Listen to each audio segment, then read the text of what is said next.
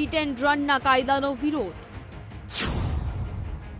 ઠેર ઠેર ચક્કાજામ, આગજની।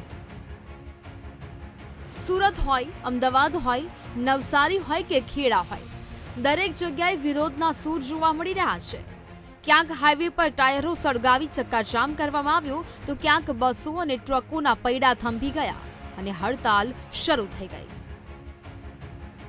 અને આ વિરોધ અન્ય કોઈ બાબતને લઈને નહીં, પરંતુ કેન્દ્ર સરકાર દ્વારા હિટ એન્ડ રનનો જે નવો કાયદો લાગુ કરાયો છે તેને લઈને છે। અને દરેક વાહનોના ચાલકોની એક જ માંગ છે, કાયદો પાછો ખેંચવામાં આવે।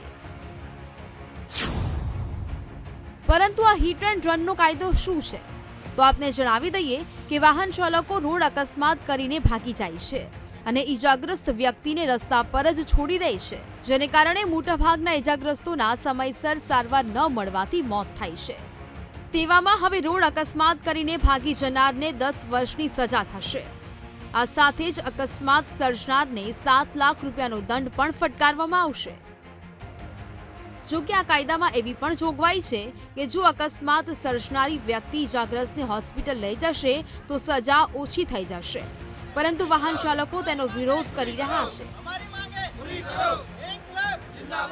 विरोध इसके लिए कर रहे हैं सब, ये सेंट्रल गवर्नमेंट ने काला कानून लिया है ड्राइवरों के लिए कि 10 साल का सजा हो जाएगा, 10-15 साल का 5-7 लाख रुपए जुर्माना हो जाएगा।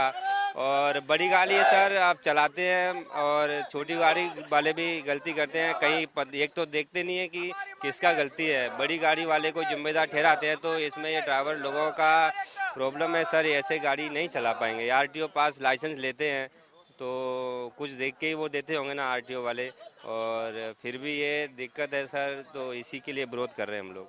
સુરતમાં બીઆરટીએસ અને સિટી બસ ચાલકો અચોક્કસ મુદ્દતની હડતાલ પર ઉતર્યા છે।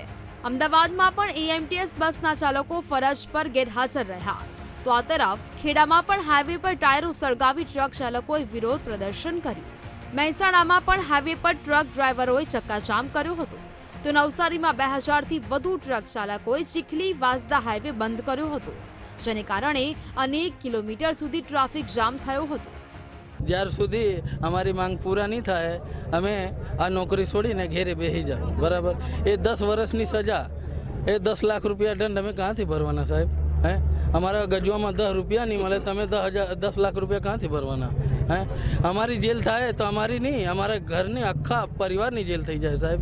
અમારા પરિવારને કોણ ભરણ પોષણ કરે? માંગમાં સાહેબ એવું છે કે જે સરકાર છે જે કાયદો કાઢ્યો, જે 10 વર્ષની જેલ, એક્સિડન્ટમાં જે ડેથ થયું તો 10 વર્ષની જેલ અને 7 લાખ રૂપિયા જે ભરવાના છે। આ જે કાળો કાયદો છે સરકારશ્રીને મારી નમ્ર વિનંતી કે પાછી લઈ લેવું। હાલ બસ અને ટ્રક ચાલકો પોતાની માંગ પર અડગ છે। તેમનો એવો મત છે કે જો 10 વર્ષની સજા તેમને થશે તો તેમના પરિવારનું ભરણ પોષણ કોણ કરશે? ભરણ પોષણ કરવાની જગ્યાએ 7 લાખ રૂપિયા દંડ ડ્રાઈવરો ક્યાંથી કાઢશે? સવાલ અનેક છે, ત્યારે આ વિરોધની આગ ક્યાં જઈને શાંત થાય છે તે જોવું રહ્યું। Bureau report, VTV news.